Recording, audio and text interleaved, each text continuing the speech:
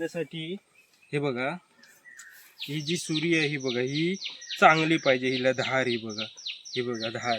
आणि शक्यतो तुम्ही अशी लोखंडी सुरी घ्या मित्रांनो. ही बघा अशी लोखंडी, हिला कशी तुम्ही अशी दगडा बिगडावर मारलात की हिलाच ही बघा अशी धार येते. ह्याला धार चांगली पाहिजे. हे बघा ही धार ह्याला चांगली पाहिजे. आणि ह्याला हे पण साफ पाहिजे, ह्याला असं काय माती किंवा काय असं असलं नाही पाहिजे.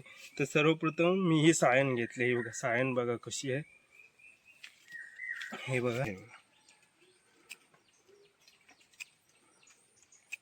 आता काय करायचं, हे बघा आता काय करायचं, हे बघा असं बोट पकडायचं, हे बघा. आणि जेवढं आपण हे ज्याला चीर मारलाय तेवढंच त्याची साल काढायची, जास्त नाही काढायची. बघा हे बघा, ती सोडून घे.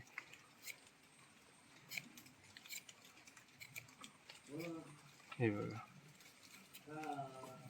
हे बघा याला हात बोट कुठचं लावायचं नाही. बघा हे बघा, ही पातळ झाली बघा कशी.